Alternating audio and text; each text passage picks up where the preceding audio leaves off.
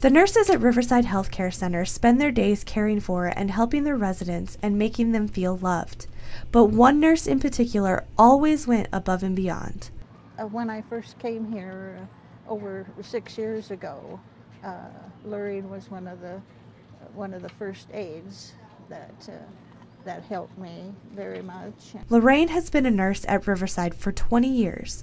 In that time, she touched both residents and staff alike.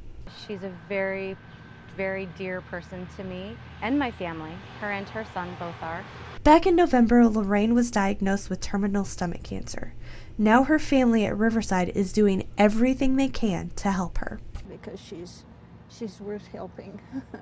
To offset medical costs and also to help her with her chemotherapy so that she can keep going to treatments.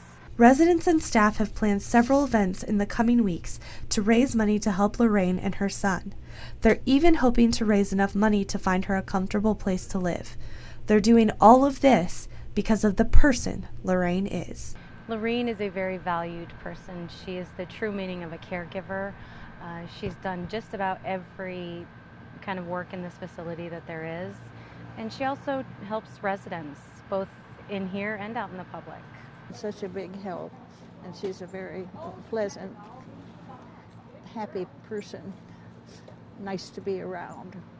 In Missoula, I'm Chrissy Kohler for Montana's news station. 25 years ago, most people paid for things in cash. Today, the most used currency is plastic, but the use of credit and debit cards is helping to drive prices of most items even higher. If they use the credit card, there is a fee. Credit card companies and banks alike charge businesses a fee for every swipe. That adds up to a hefty charge on the business owner. In a month's time, it'll be about the credit card fees for my 2 stores is about $8,000. And that fee, in turn, is passed on to the consumer. Consequently, all of that, ultimately, the customer pays.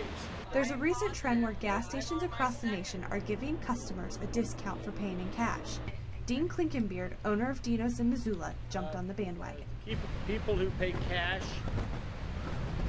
get a 5-cent a gallon discount. By paying cash at the pump, you not only save a few bucks, but the gas station benefits too.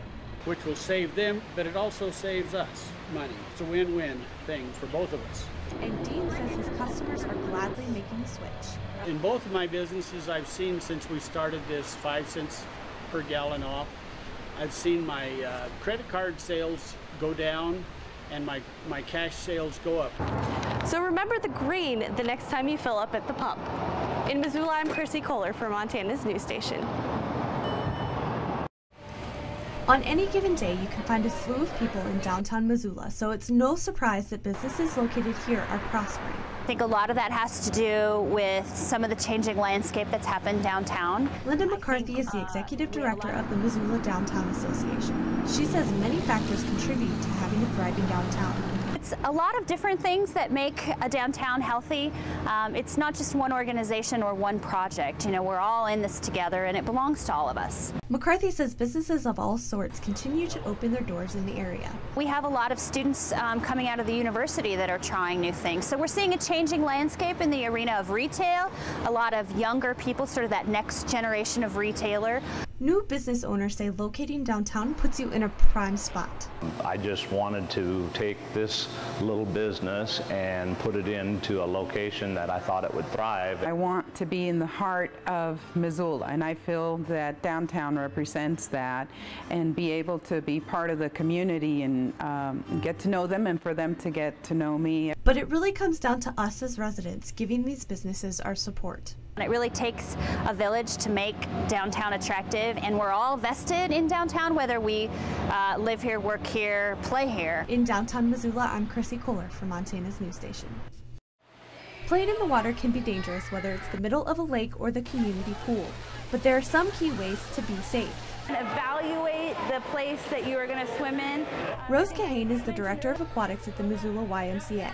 She says it's important to pay attention to your surroundings, whether in a pool or in a river. If you're swimming in a natural body of water, you want to make sure that there is no debris. You also really want to take into consideration how deep that body of water is.